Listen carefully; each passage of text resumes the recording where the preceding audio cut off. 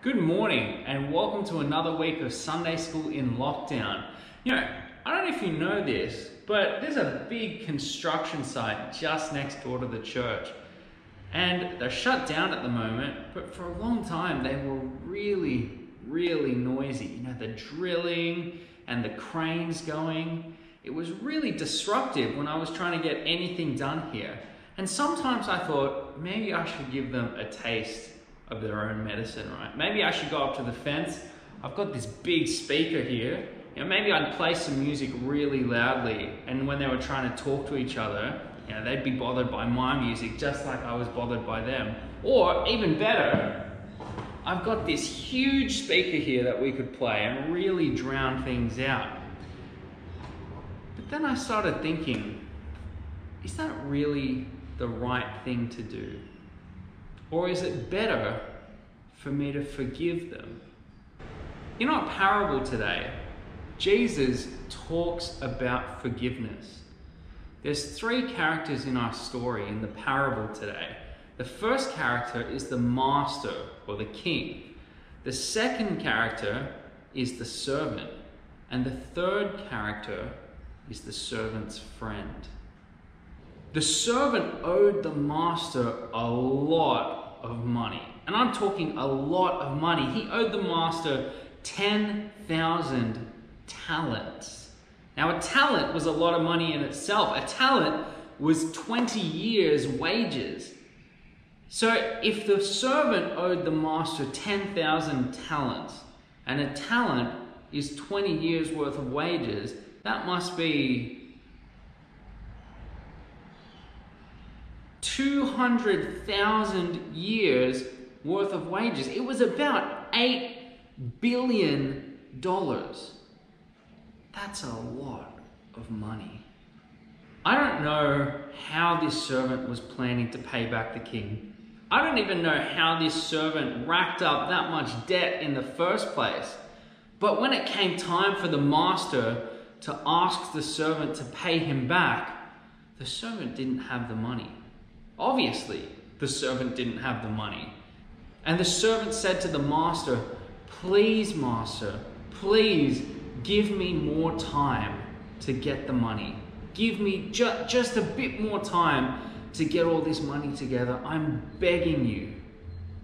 I don't know what his plan was, because he would have needed 200,000 years to get all this money together. But the king did something incredible.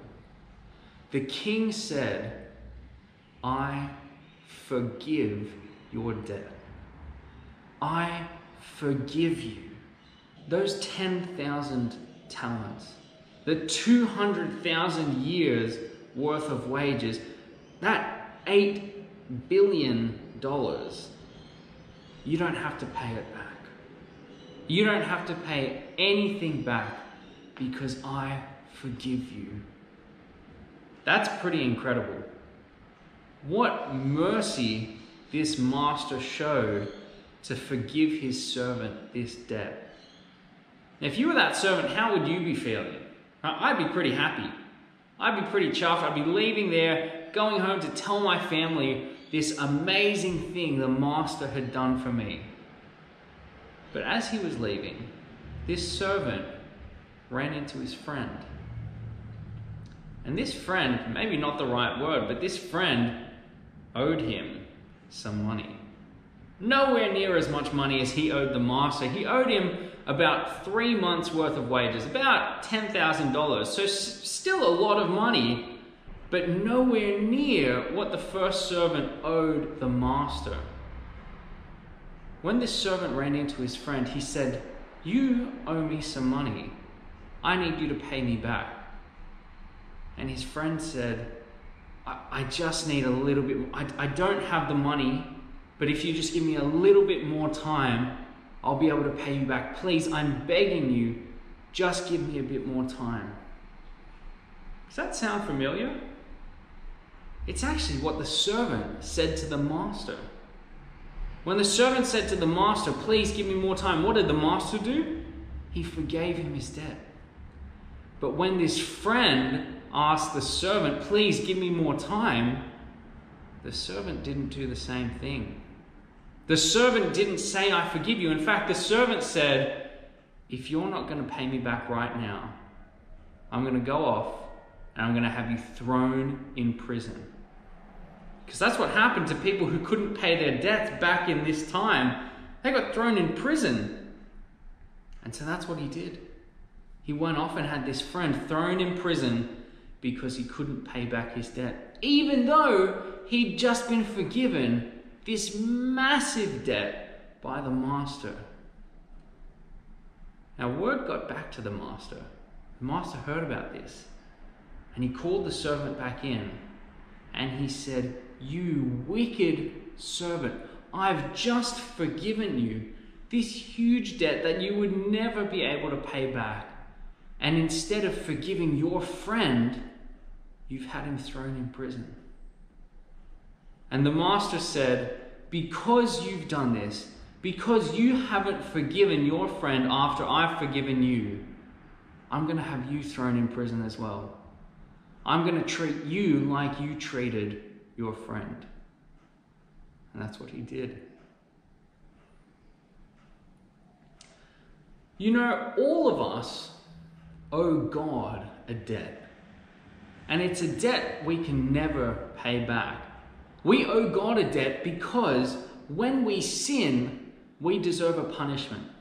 When we sin, we deserve death and eternal separation from God.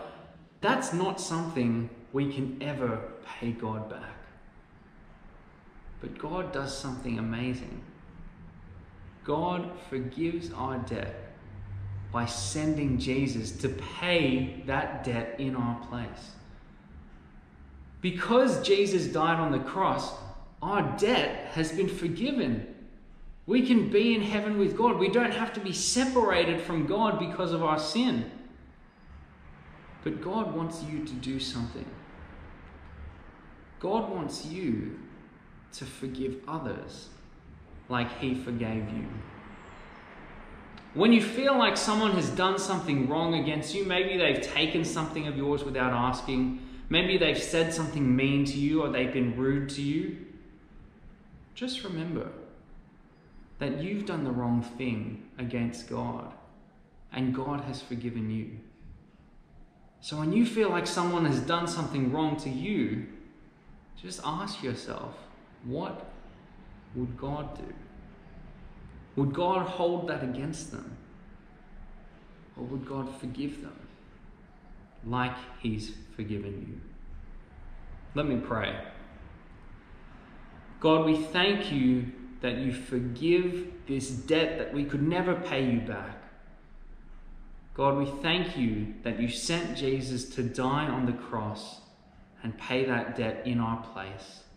And we thank you that because of Jesus, we can be in heaven with you after we die.